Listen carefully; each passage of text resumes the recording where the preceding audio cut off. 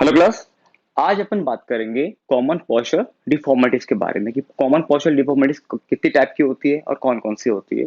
तो हम पहले इसको डिवाइड करते हैं या पहले हम पढ़ते हैं स्पाइनल कर्वेचर। स्पाइनल कर्वेचर को तीन कैटेगरी में डिवाइड किया गया है, काइफोसिस, लॉरियोसिस एंड स्कॉलियोसिस। इसके बाद में हम बात करते हैं flat foot, knock knee, bowleg and round shoulder. इसको हम स्टेप बाय स्टेप डिटेल से पढ़ेंगे। सबसे पहले हम पढ़ेंगे स्पाइनल कर्वेचर। स्पाइनल कर्वेचर में जो तीन हमारे पास डिफॉर्मिटीज है, काइफोसिस, लॉरियोसिस एंड स्कॉलियोसिस। पहले हम बात करते हैं काइफोसिस की। काइफोसिस जो होती है, इसमें एक्चुअली होता क्या है कि जो हमारा कर्वेचर होता है वो अंदर की तरफ आ जाता है, यानी कि हमारी जो बैकबोन होती है वो अंदर की तरफ बैंड हो जाती है। जैसे हमने इसमें देखा है, जैसे कि कोई कोम्ब होता है ना, पीछे कोबड़ा हो जाता है, हमारी बैकबोन आगे की तरफ बैंड हो जाती है। इसको हम बोलते हैं काइफोसिस, जिसकी वजह से हमारे बॉडी का बैलेंस वीक हो जाता है, कमजोर हो जाता है। अब एक्चुअली क्या क्या कारण है, कोज ऐसे हैं जिसकी वजह से हमें ये काइफोसिस होता है, हम उसके बारे में डिस्कशन करेंगे। पहला इसका जो होता है मेल न्यूट्रिशन, एक्चुअली कुपोषण। मेल न्यूट्रिशन को हम बोलते हैं कुपोषण। जब हमें प्रॉपर डाइट नहीं मिल पाती है, कुपोषण का हम शिकार हो जाते हैं, जिसकी वजह से क्या होता है कि हमारी जो कर्वेचर होता है वो बढ़ते जाता है आगे की तरफ। ठीक है, जिसकी वजह से होता है काइफोसिस। अगला इसमें पॉइंट आएगा इलनेस। अगर आपको कोई बीमारी है तो बीमारी की वजह से भी आपको काइफोसिस हो सकता है, जिसमें आपकी बैकबोन आगे की तरफ बैंड हो सकती है।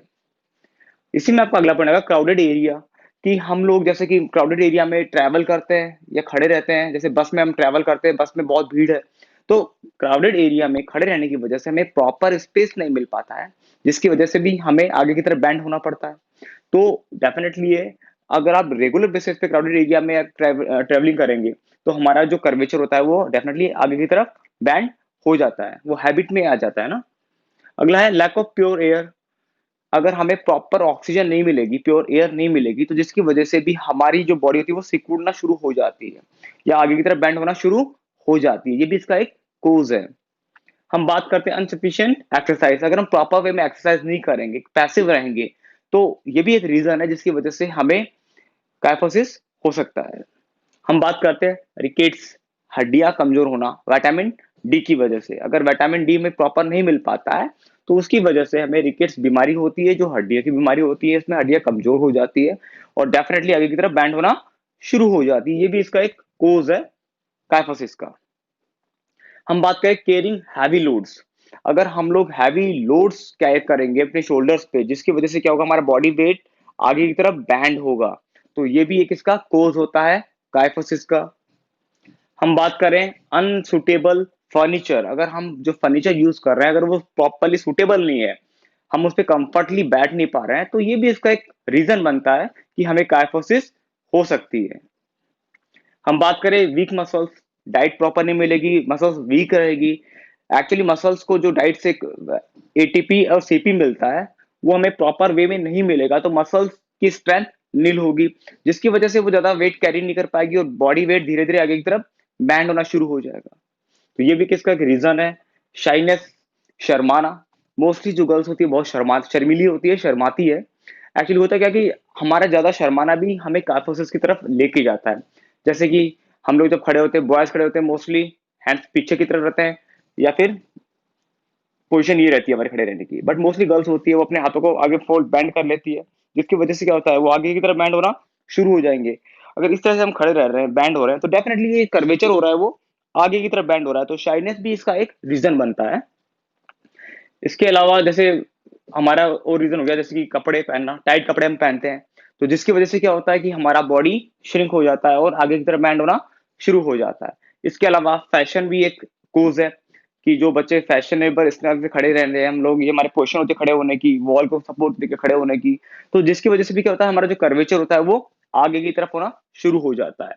तो ये थे कोज काइफोसिस के। अब हम बात करेंगे प्रिकॉशंस। इसके क्या क्या प्रिकॉशंस हैं।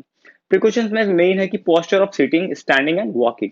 हमें हमारा जो पोस्चर है बैठने का, खड़े होने का और चलने का सही रखना है। तो बैठने का पोस्चर क्या रखना है, 90 डिग्री एंगल पर रहना है, बॉडी को बिल्कुल टाइट भी नहीं रखना है, नॉर्मल वे में हमारी हमें जो चेयर होती है उसको सपोर्ट लेना है, बैकबोन का सपोर्ट लेना है, बटक्स का सपोर्ट लेना है और इजी वे में बैठना है।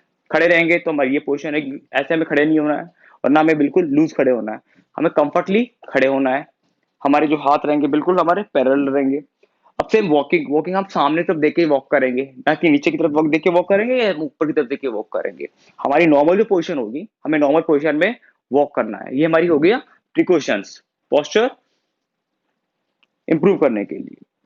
अब हम बात करें रेमेडाइज। रेमेडाइज क्या होगी इसकी? अगर आपको काइफोसिस हो गया है तो आप इसके लिए क्या कर सकते हैं इसको सही करने के लिए? Keep a pillow under your legs. अगर आपको under your back, sorry, keep a pillow under your back. अगर आपको काइफोसिस हो गया है तो आप अंडर क्या लगाओगे? पिलो लगाओगे, जिसकी वजह से क्या होगा? प्रेशर बनेगा और आपका वो पैरेलल होगा। आप परफॉर्म कर सकते हैं धनुरासन। धनुरासन करने से क्या होगा? इसके अपोजिट आप धनुरासन परफॉर्म करेंगे, जिसकी वजह से आपकी जो रेमेडाइज है काइफोसिस की वो इंप्रूव होगी। इसके अलावा जैसे आप कर सकते हैं, आगे की तरफ बॉडी बैंड हो रही है तो आप चक्रासन कर सकते हो। भाई ऑब्वियसली हम लोग क्या करते हैं, जैसे कि बुक है वो बैंड हो गई है, इसको वापस से सही करने के लिए हम इसको अपोजिट साइड इसको बैंड करेंगे। तो सेम ऐसे ही अगर आपको बॉडी बैंड हो रही है आगे की तरह, तो हम परफॉर्म करेंगे अर्ध चक्रासन एंड चक्रासन। इसके अलावा भी आप बॉडी जैसे पोल होते हैं, पोल पे बॉडी को right and left side twist कर सकते हैं। तो ऐसे बहुत सी रेमेडीज है जो हम घर पे भी परफॉर्म कर सकते हैं अकॉर्डिंग योर सुटेबिलिटी। तो ये था हमारा काइफोसिस। नेक्स्ट टॉपिक में हम पढ़ेंगे लॉर्डोसिस के बारे में। यही पे हमने काइफोसिस पढ़ा। अपना नेक्स्ट टॉपिक रहेगा इसमें लॉर्डोसिस का। अब लॉर्डोसिस में होता क्या है कि एक्चुअली काइफोसिस में बॉडी आगे की तरफ बैंड हो रही थी, लॉर्डोसिस में हमारी बॉडी पीछे की तरफ बैंड रहेगी। एग्जाम्पल के लिए बागा, बागा का बॉडी ऐसे रहता है ना, पीछे की तरफ बैंड रहता है। सेम ये पोजीशन होगी लॉर्डोसिस की। अब लॉर्डोसिस के कोज क्या रहेंगे?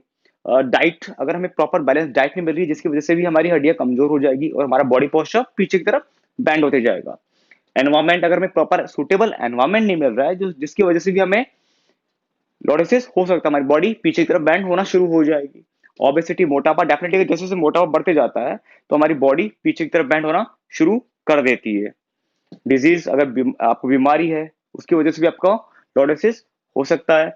ईटिंग एक्सेसिव, आप ज्यादा खा रहे हो तो डेफिनेटली ओबेसिटी बढ़ेगी और आपका मोटापा बढ़ते जाएगा। जैसे जैसे मोटापा बढ़ेगा आपकी बॉडी पीछे की तरफ बैंड होना शुरू हो जाएगी। अब इसी में बात करते हैं प्रिकॉशंस की। प्रिकॉशंस इसमें क्या रहेंगे? बैलेंस डाइट आप लेंगे, आप ओबेसिटी को दूर रखेंगे, ये इसके प्रिकॉशंस होते हैं मोस्टली। और रेमेडीज की हम बात करें तो रेमेडीज में हम करेंगे मेंटेन स्टैंडिंग पोजीशन। हमारी जो पोजीशन होती है खड़े रहने की उसको हम इंप्रूव करेंगे, बैठने की पोजीशन को इंप्रूव करेंगे, रेगुलर एक्सरसाइज करेंगे, योगा करेंगे, सिटअप्स करेंगे, हलासना करेंगे। और क्या करेंगे? डेफिनेटली जैसे बॉडी आगे की तरफ जा रही है तो उसके लिए हम आगे की तरफ बैंड एक्सरसाइज करेंगे। और क्या करेंगे? पैरेलल बार पे बॉडी को स्विंग करेंगे। तो और भी रेमेडीज हम अपनी तरफ से इसमें ऐड कर सकते हैं जो हमें रिकवर करेगी लॉर्डोसिस से। तो ये थी हमारी लॉर्डोसिस। आगे हम पढ़ेंगे स्कोलियोसिस।